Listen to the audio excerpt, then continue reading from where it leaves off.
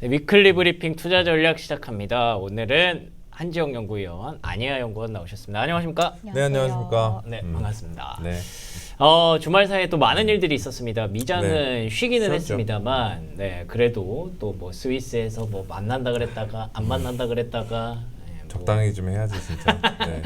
호르무즈를 열었다 그랬다가 네. 다시 닫았다 그랬다가 닫은 게 아니라 그랬다가 뭐 이런 얘기가 참 많은데 이럴 때 두 분의 분석이 굉장히 필요하겠죠.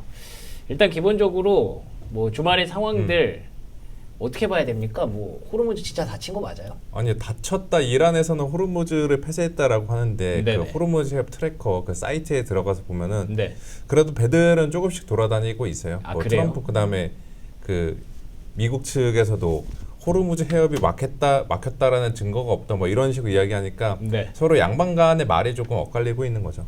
결국에는 이제 후속 협상을 놓고서 또 한 번 서로 간의 기싸움을 하고 있는 게 현재의 상황이 아닌가. 만약에 호르무즈 해협이 막히고 또 협상이 전면적으로 결렬이 된다 이러한 관측 이러한 그 전망들이 지배적이게 되면은 네. 바로 반영을 해야 되는 게 유가인데 그렇죠. 유가 한 2% 정도 급등을 하고 있는데 지금 77달러입니다.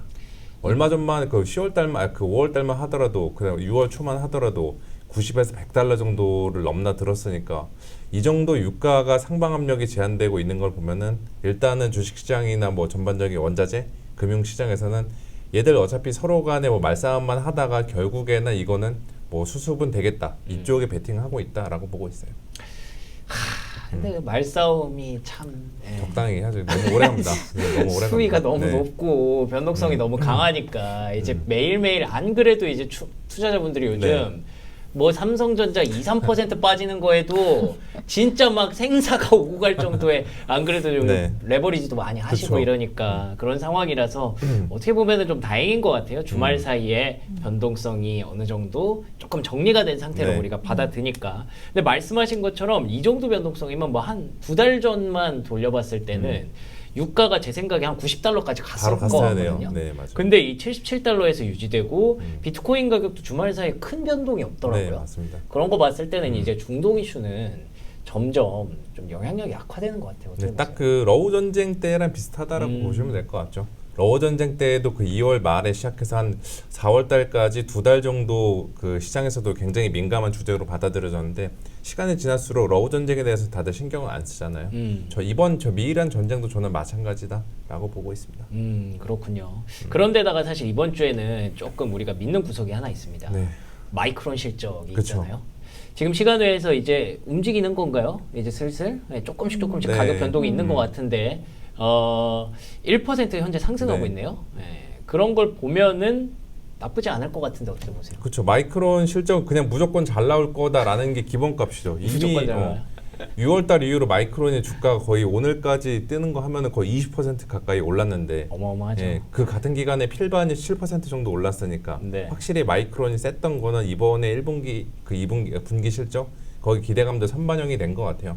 결국에 중요한 거는 뭐 늘 뭐 대장주들한테 따라다니는 도전 과제 얼마나 컨센서스를 상회할 건가 그 가이던스 변화 이거 뻔한 얘기긴 하지만 그게 중요하고 이것도 우리나라 증시한테는 애매할 수 있는 게 네. 마이크론이 실적 잘 나오면은 네.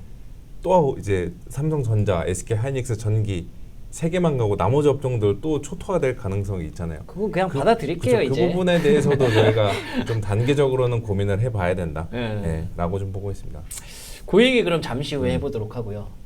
그리고 또 이제 저희가 고민이 유가만 있는 게 아니니까 금리 얘기도 좀 해보려고 합니다. 왜냐하면 지난주에 FOMC가 있었고 제가 듣기로는 이번 주에 PCE 물가 데이터도 발표가 네, 된다고 하더라고요. 일단 FOMC 워시의 데뷔전이었습니다. 어떻게 보셨나요? 이번 FMC는 사실 뭐 동결하는 건 모두가 알고 있었는데 워시가 이제 기존의 체제를 좀 많이 바꾸려고 하는 그런 모습들을 보여준 게 가장 큰 특징이었다라고 약간 보시면 좀 의도적으로 더 드러내려고 했던 것 같아요. 그런 것 모습을. 같아요. 사실 네. 금리를 뭐 어떻게 낮출 수는 없는데 트럼프에게도 좀 보여줄 것도 필요하고 하니까 내가 앞으로 이러이러한 뭐 TF를 구성을 한다라든지 하는 식의 어떤 좀 큰 움직임을 생각보다 시장이 예상했던 것보다 좀 컸던 것 같아요. 뭐 어떤 성명서 문구도 다 지웠죠. 기존에는 포워드 가이던스로 뭐 앞으로는 어떻게 하겠다 이런 게 있었지만 그냥 이번엔 결정밖에 없었어요. 그냥 만장일치 동결했고 뭐 앞으로 물가를 지켜보겠다. 이 정도의 문구가 거의 대부분이어가지고 사실 이제 약간 예전에 그린스펀 의장 당시로 좀 회귀하고 있다라고 것들 많이들 해석하시더라고요. 그래서 시장에서는 이제 앞으로는 그런 성명서 문구 하나에 이제 주의를 할 필요는 없고 정책 결정과 앞으로의 데이터에 조금 더 민감하게 움직이지 않을까 그렇게 좀 바라보고 있습니다. 그러면은 뭐 워시라는 사람 한 명만 놓고 봤을 때 이 사람 원래 전통적으로 매파였다라는 얘기도 있고 그리고 이제 트럼프가 임명했기 때문에 그 기질을 드러낼 수 없다. 네. 비둘기처럼 움직일 것이다라는 얘기가 있는데 어떻게 보세요? 그 대차대조표라는 측면에서 봤을 때는 좀 매파적일 수는 있는데 그렇지만 또 금리를 조정하는 쪽에서 있어서는 좀 비둘기기도 해요. 좀 혼재되어 있다라고 보시면 돼요. 이제 기존에 과거에 연준이 너무 시장에 많이 개입을 해서 이게 뭔가 다 왜곡이 됐다. 그래서 그런 부분들을 우리가 빨리빨리 해소를 해야 된다. 그래서 대차대조표 측면에서도 줄여나가면서 시장에 우리가 국채를 사들였던 그런 것들 역할들을 많이 줄여나가야 된다. 그거는 매잖아요. 그렇죠? 네네. 네. 근데 또 생산성이 좋아지고 어쩌고저쩌고 하면은 금리를 낮출 수 있다. 네. 이런 얘기들도 하거든요.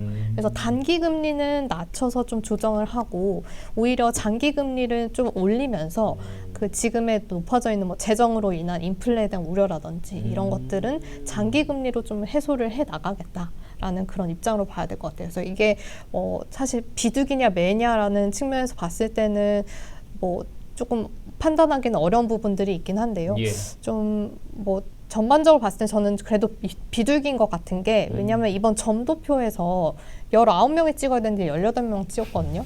자기는 안 찍겠다라는 거예요. 이제는 사실은 점도표 의미도 없다라는 그런 뜻으로도 해석이 되지만 자기가 잘못 찍었다가 사실은 너무 이게 시장에 너무 이게 드러낼까봐라는 그런 걱정도 있었던 것 같고 근데 굳이 찍을 필요 없다라는 것도 보면은 이제 사실 물가만 좀 조정되면 인하를 할 수 있다라는 그런 내용도 내포하고 있는 거 아닌가라는 생각이 들어서 저는 그래도 약간은 비둘기가 좀 남아 있다라고 생각을 하고 있습니다. 뭐 박쥐 같은데 박쥐 여기 붙었다 그러게요. 저기 붙었다. 그런 얘기도 있더라고요. 네. 네. 필요에 따라서 사실 움직였다. 나쁘게 표현하면 박쥐일 수 있지만 네. 좋게 표현하면은 지금 미국이 처한 상황들을 고려해봤을 때 되게 적절한 인사 같다는 생각도 들거든요. 지금 당장 필요한 네, 사람이었을 수 있겠다. 왜냐하면 네, 네. 금리 인상에 대한 우려를 누구와 봐도 알고 있는 그런 상황인데 그걸 최대한 이제 잘 조절하면서 갈 수 있는 사람일 것 같다 싶은데 이게 또 이제 내부적인 지지를 얻어야 되는 문제가 있지 않습니까? 그렇죠. 보니까 딱 9대9로 벌써 금리 인상이랑 네. 인상파가 갈려가지고 네네네.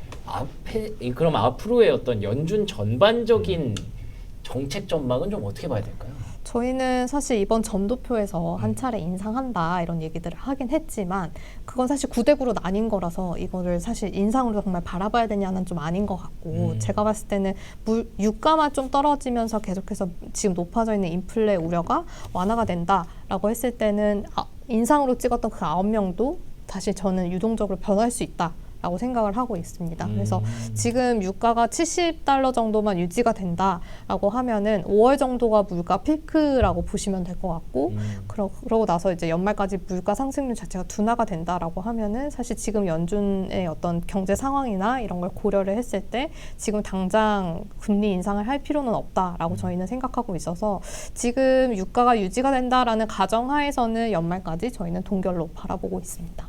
그러면은 뭐 지금 전쟁 불확실성이 주말 사이 이렇게 극대화가 됐는데도 $77면은 계속 유가는 어느 정도 횡보하거나 네네. 좀 내려오는 걸로 생각을 할 수가 있고 그러면 우리가 우려하는 금리 인상 발표까지는 안 갈 가능성이 있다라고도 볼 수 있을 것 같은데 지금 현재 10년물 국채 금리 그러니까 시중 금리는 또 얘기가 다르잖아요. 네네. 현재 4.5%까지 올라오긴 올라왔어요.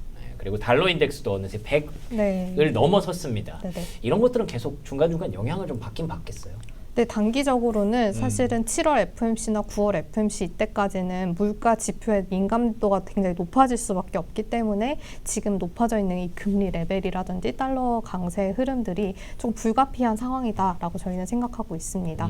특히 이제 지금 시장에서는 9월 정도 인상 가능성을 좀 반영을 한 상황인데 그때까지 물가 데이터를 계속해서 확인하겠다라는 시장 심리가 녹여져 있다라고 저희는 생각을 하고 그럼 그때까지의 물가 변화가 실질적으로 뭐 5월을 피크로 물가가 둔화되는지 이후로 어떤 뭐 수요단의 어떤 물가 변화는 없는지 이런 것들 좀 확인해야 되는 구간이라고 생각하고 있고 그 구간을 확인하는 한 3분기 중반 정도까지는 조금 이제 강달러라든지 금리 상승 이런 흐름들이 좀 불가피하고 이후로는 저희는 이제 금리 인상까지 가지 않는다라고 바라본다라면 4분기 들어서는 좀 상승 압력이 좀 둔화되지 않을까 그렇게 생각하고 있습니다. 좋네요. 예, 지금 어쨌든 조금 힘든 구간일 수도 있겠지만 예, 그 구간을 버텨내면 연말까지는 다시 우리가 기대하는 상승 랠리를 볼 수 있을 것이다 라고 주식시장 측면에서는 기대를 하게 되는데 그 힘든 구간에서 사실 별로 힘들게 느껴지지 않으시는 분이 있고 너무 힘들다라고 느껴지시는 분들이 있거든요. 예를 들면 이제 삼성전자 하이닉스를 갖고 계시고 혹은 레버리지로 몇 네. 배씩 갖고 계시는 분들은 뭐 상당히 뭐 좋아하실 괜찮죠. 거예요. 뭐 이런 장에서는 예. 돈 벌 수 있으니까. 그거를 계속 유지해도 됩니까? 어떻게 보세요? 일단 레버리지는 지금은 그냥 진짜 완전히 단타로만 가져가는 게 맞다. 네네네. 단일 종목 레버리지는 네. 단타로 가는 게 맞고 삼성전자나 SK 하이닉스는 기존의 비중 들고 그냥 유지하는 게 저는 맞다라고 좀 생각하고 있어요. 막 더 늘리기보다는 네, 그 일단은 여기를 뭐 굳이 지금 레벨에서 차익실현 일부 하겠지만 본격적으로 비중을 줄이는 거는 고민을 해봐야 되는 게 예. 실적이 아시겠지만 실적이나 밸류에이션 나래비 다 세워놓으면은 맨 윗줄이 다 1번이죠. 반도체죠. 네. 네. 다른 업종들도 이익도 나오고 밸류에이션 매력도 있는데 이 격차들이 너무 심하니까 일로 지금 시장에 돈이 빨려 나가는 거는 뭐 이상한 일은 아닙니다. 근데 요즘에 좀 이게 그 정도가 과해지는 감이 있잖아요. 네. 지난번 금요일 날에도 그렇고 오늘도 살짝 그런 느낌이 나오고 있는데 이 과도한 수급 쏠림 현상에 대한 되돌림들 이것들은 단기적으로는 우리가 그 얼마든지 변동성을 만들어낼 수 있는 재료들이다라고 생각하고 있어서 이 변동성들에 일일이 반응할 필요는 없지만 예, 최소한 신경은 없지만 신경 쓴다고 하더라도 그래도 아직까지는 반도체 비중에 그 줄이는 거는 조금 나중에 생각해봐야 된다라고 좀 생각하고 있죠. 그러니까 지금 뭐 딱 그거네요. 과도하게 베팅할 것도 아니지만 네. 또 그렇다고 이걸 과도하게 줄일 것도 절대 아니다. 그렇죠. 예. 홀딩이 맞고 이제 신규 진입자들이 문제죠. 이제 다른 거 나 이제 못 버티니까 팔고서 이제서라도 반도체 들고 갈까 사야 될까? 그거 어떻게 해야 돼요? 그 질문이 가장 어렵긴 한데 네. 이것도 피해갈 수 있는 질문은 나눠서 들어가자. 네, 변동성이 많으니까 나눠서 들어가자. 그렇죠. 네. 예. 저도 일단은 뭐 시장 코스피가 10,000포인트 이상으로 간다라고 생각하고 있고 네네네. 지금 9,000에서 10,000 가려면은 반도체의 힘이 다분히 필요하잖아요. 그렇죠. 주가가 더 올라갈 수 있다라는 건데 다만 요즘에 변동성들이 워낙 크다 보니까 이거를 뭐 시초가나 한 번에 들어가지 말고 나눠서 들어가자. 저는 이렇게 좀 말씀을 드릴게요. 그러면 그 나눠서 들어갈 때 코스닥을 넣어도 돼요? 코스닥이요? 예. 일단 나눠서 들어가는 거 핵심은 이제 반도체에 맞고 예. 코스닥도 이 정도면은 들어가야 되지 않을까? 1,000포인트가 깨진 상태가 지금 며칠째가 970이에요. 970. 되고 있고 여기가 지금 고점 대비 거의 30% 정도 빠진 것 같은데. 너무하다. 네. 근데 여기도 정책에 대한 기대감들은 아직 있잖아요. 그러니까 7월 1일 날에 코스닥 30주년 기념 행사 때 뭔가 이제 그 구체적인 코스닥 3부리그 승강제라던가 네. 이후에 후속 정책들 나올 텐데 그 정책에 대한 기대감들 한번 생각을 해보면은 지금 레벨에서는 굳이 코스닥 팔기보다는 일부 담아가는 거 저는 추천을 드리고 있습니다. 네. 진짜 30주년인데 네. 너무 메시지가 이 의미가 퇴색되면 안 되잖아요. 그렇죠. 예, 좀 너무 과도한 것 같은데 그게 사실 그냥 감각적으로 과도하다라고 얘기만 하는 거니까 네. 이게 또 어디 가서 하소연해도 이 뭐 밸류에이션도 안 잘 안 되는 나오고 그렇죠. 그렇죠. 이게, 예. 보니까 코스닥 밸류에이션 여전히 20배가 넘더라고요. 그렇죠. 코스피는 지금 8배 이러니까 네. 이 격차를 보면은 코스피 사고 코스피 내에서도 반도체 사는 거 당연한 맞는데 거죠, 네. 사실은. 네. 좋은 기업 맞죠. 네. 근데 이게 지금 단기적으로 정말 못 사서 안달인 좋은 주식인가에 대해서는 조금 그렇죠. 단기적으로 생각을 해봐야 된다라는 거죠. 항상 이 주식시장이라는 게 이 숫자 노름으로만 되는 건 그쵸. 아니니까. 그쵸. 예. 이게 그래서 또 주식이 어려운 거고. 감성의 영역으로. 맞아. 또 재밌는 거고. 네. 그러면은 오늘 뭐 이 시간 정리하는 데 앞서서 사실 할 얘기는 다 했는데 이번 주 주목해야 될 일정이 또 뭐 있을까요? 마이크론이랑 PC만 보면 되나요? 그렇죠. 그리고 24일 날에 그 MSCI 선진지수 그 관찰 대상국 등재 여부. 그거 뭐 거의 불발이라고 얘기를 하던데. 사실상 예. 힘들죠. 5개 항목에서 이전에 마이너스를 받았으니까. 근데 그거 불발된다고 하더라도 외국인이 더 팔고 나갈까? 저는 그렇게 생각하지는 않고 있어서 최근에 외국인이 다시 지난주에 기준으로 순매수로 전환한 것도 MSCI 선진지수 편입에 대한 기대감보다는 그 미이란 전쟁 휴전에 따른 유가 급락 이런 약간 외부적으로 매크로 환경들이 조금 호전됐다라는 거 거기에 플러스 이들도 두조주에 대한 베팅들을 다시 하고 있는 거 그 성격이 저는 강했다라고 보고 있습니다. 알겠습니다. 이렇게 어려운 시장이지만 그래도 우리가 나눠서 들어가면 다 해결이 됩니다. 그렇기 때문에 그거를 얼마나 잘 나눠서 네. 들어가느냐가 중요할 텐데 그런 부분들은 시장이 계속 얘기를 해줄 테니까 시장의 목소리에 계속 귀를 기울여 보도록 하겠습니다. 오늘 위클리 브리핑 이렇게 마무리하도록 하죠. 시청해주신 여러분 고맙습니다. 감사합니다.